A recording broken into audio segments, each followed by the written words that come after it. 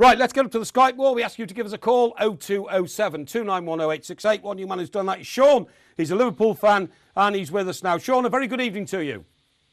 Very good evening, guys. How you doing? Very good indeed, Sean. Thanks for joining us. So, really, can't blame you for putting out a weekend side this evening. It's all now about the FA Cup final. What's going on in your head? In your head as you approach that vital game on Saturday? And did you expect anything less or more tonight?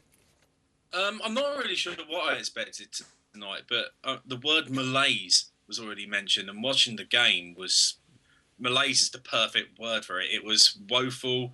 There was absolutely no drive, no desire in Liverpool. We have put out a weakened team, and you think, okay, there may be some kids that want to brew themselves up.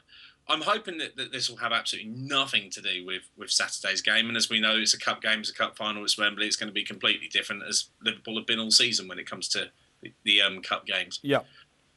So if I was a Liverpool fan, not words that I particularly enjoy speaking, but if I were, I would be kind of prepared to forget this game. But how do you feel about the general league performance when it looks like in the cup that they might be a better team? Are they not putting it in the league? I don't think they're massively putting it in the league. Although at this stage, when you've got 2 games left now, I mean, the league and getting to that position is a bit of a write-off. You've got other priorities ahead of you, which will get you into Europe, as we already are.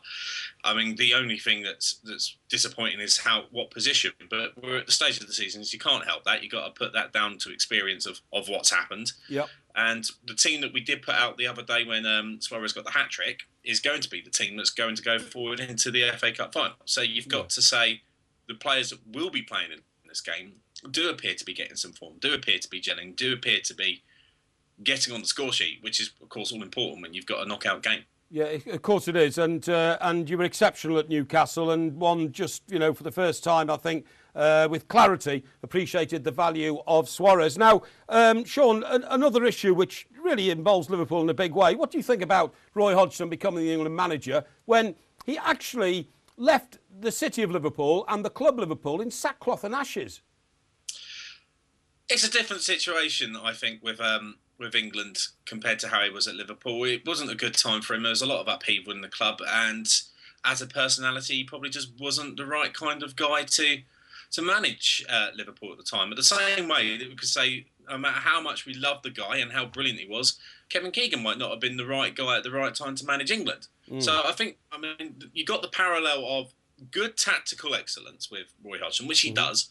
Good personal management skills when it comes to not superstars per se, but people that want to play for him. And if he can instill that in the England squad with newer people coming through, where he can rely on some veterans that are going to be good to him and others that are going to be petering out the squad after this tournament, then it can only be a positive move for England. And as he's singing his massively glittering CV for what he's done, there isn't really anybody better who, let's face it, is English, who can take up that position. I agree with that. And it's also worth noting that Liverpool have been beaten recently by Fulham and West Brom, pretty much 2 Roy Hodgson sides, although Martin Jol's also done a good job at Fulham. He knows something. It might not be the right things to know to be the England manager, but I think he knows more than Harry Redknapp does. How did he get on with Steven Gerrard, Sean, from a local perspective? We believe he got on really well with Steven Gerrard, and Steven Gerrard was one of his most vocal supporters of him. It was a bit of an odd thing because Gerrard went through quite a few injuries over the past couple of years, and he was in and out of the squad, not because of any players or any kind of animosity towards each other, but just because he wasn't fit enough. And we've seen the same with him and Kenny this year, that it's taken him a while to get back into the swing of being fully fit. So I think they always had a really good working relationship. I know he's come out today and said that he's really pleased that Hodgson's England's manager and he's looking forward to working with him again in that respect. So, I mean, it can only be positive as a lot of us see Gerrard's going to be now an England veteran going forward into the next couple of years. So I'm looking at hope for the best. Looking at Steven Gerrard, seeing as we brought him up, something that's always kind of perplexed me is what his best position is. In that his best season was that season under Benitez when he played pretty much up front or just behind Fernando Torres. Exactly, But he doesn't seem to have played there since. So where do you think he'll play in the cup final? Where would you play him? I would play in, and this is going to sound a really untactical and unfootball way to say it. Steven Gerrard best position is anywhere he can score goals, the way that Steven Gerrard can. And it doesn't matter where you put him, as long as you give him the freedom to do it. And I think that might have been what Benitez gave him, where there might be problems with just sticking him on the right or sticking him in the middle, is that Steven is a very creative player, not just at scoring goals, but creating them for others, looking for that passes and getting those runs going with those 1-2s into the box where they can just carve apart defences.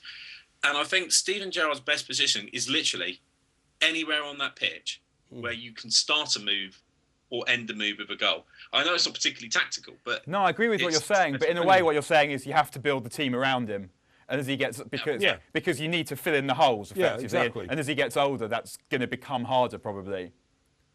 I mean, yeah, of course it is going to be a little bit, but when you've got a player like Gerrard and you've got a squad of fairly young players, from what we've seen, that's the focus with Liverpool at the moment, and whoever knows what's going to happen over the transfer window over the summer, there's going to be a squad, I think, that isn't going to be based around Steven Gerrard, as you would say in the classic sense, that he's the main player, we've got to put him in the middle and score goals, because it's not him anymore. It's going to be Luis Suarez. Yeah. So I think the team that we're going to build is going to be the best team to learn from Steven Gerrard and the way he plays, and learn of how he can react with younger, faster talent like Suarez. OK, Sean, I want to thank you very much indeed, mate. We've got to move on. We've got other people who want to get up on the Skype wall, but thank you very much for your contribution. And I have to say, you're going to the Cup final?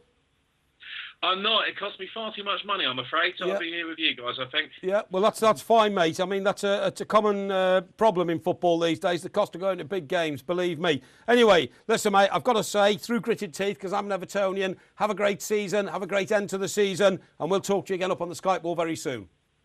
Thanks, guys. Thank you very much. OK, mate, thank you very much indeed.